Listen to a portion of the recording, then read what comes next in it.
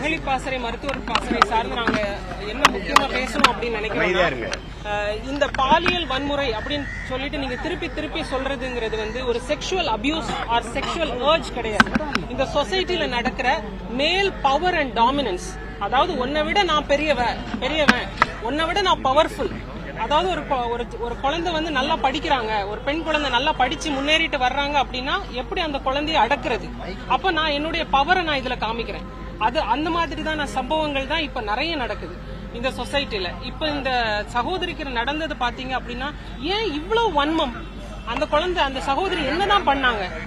இந்த ஒரு சேவை மனப்பான்மையோட அவங்க எம்பிபிஎஸ் முடிச்சு ஒரு பல்மனாலஜிஸ்டா அவங்க வந்து ட்ரெயினியா இருந்து இந்த ஒரு மக்களுக்கான சேவை பண்ணணும்னு துடிப்போடு இருக்கிற ஒரு மருத்துவர் இவ்வளவு தூரத்துக்கு ஒரு வன்மம் இந்த சொசைட்டில இருக்குது அப்படின்னா என்ன மாதிரியான அரசியல் கட்டமைப்பு இந்த சொசைட்டில நடந்துகிட்டு இருக்குது? இந்த அரசுங்கிறது யாருக்கான அரசு? யாரை பாதுகாக்கிறதுக்காக இந்த அரசு நடத்துறாங்க? அது சென்ட்ரலா இருக்கட்டும், ஸ்டேட்டா இருக்கட்டும். நாங்க மினிமமா கேக்குறது என்ன தெரியுமா? நீங்க எங்களை வந்து அக்காவா, தங்கச்சியா, சகோதரியா, அக்காவா, பாட்டியாலாம் எங்களை பார்க்க வேண்டாம். உங்களை மாதிரி ஒரு மனிதியா பாருங்க. முதல்ல ஒரு உயிருள்ள ஒரு மனிதியாக எங்களை நீங்கள் பாருங்க அப்படின்னு தான் நாங்க இந்த சமூகத்தின் இளைஞர்கள்ட்டையும் ஆண் வர்க்கங்கள்ட்டையும் நாங்க கேட்டுக்கிறோம் இந்த இடத்துல. இன்னொன்னு பாத்தீங்க அப்படின்னா, தண்டனைகள் கடுமையாக ஆக்க வேண்டும் அப்படின்னு ஒரு செட் ஆஃப் நரேட்டிவ் ஒன்னு செட் பண்றாங்க. இது எல்லாம் நடக்கட்டும். ஆனா எல்லா இடத்துலயும் அதிகபட்சமான வெளிச்சங்களை கொடுங்க, நல்ல அறைகளை கொடுங்க, நல்ல கழிவறைகளை கொடுங்க, ஸ்கூல்கள்லயும் காலேஜுகள்லயும். இன்னைக்கு கூட இந்த சகோதரி எதனால ஒரு செமினார் ஹால்ல போய் ரெஸ்ட் எடுக்க வேண்டிய சூழல்? ஏன் அந்த இடத்துல ஒரு ப்ராப்பரான ரெஸ்டிங் பிளேஸ் அந்த சகோதரிக்கு இல்ல அப்படிங்கறது தானே. இது ஒரு அரசு கல்லூரி, மருத்துவ கல்லூரி. ஏன் இந்த ஒரு பேசிக் நீட், பேசிக் கம்யூனிட்டிஸ் கூட அந்த காலேஜ்ல இல்ல?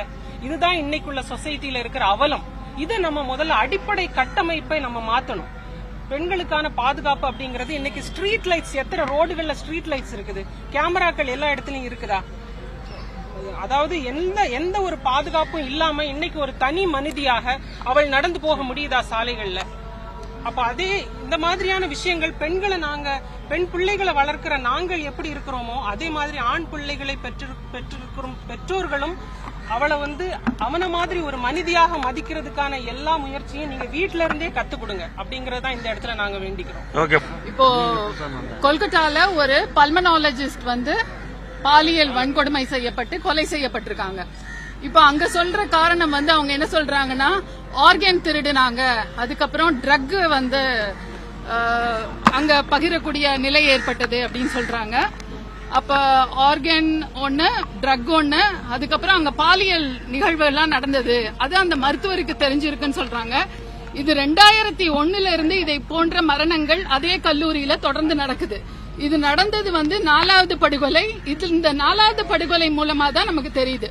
அப்போ இந்தியா என்ற ஒரு கட்டமைப்புல வந்து பாத்தீங்கன்னா, அரசு துறை வந்து 1947 பின் உருவான இந்தியால வந்து எந்த ஒரு அரச கட்டமைப்புகளும் ஒழுங்கா இல்ல.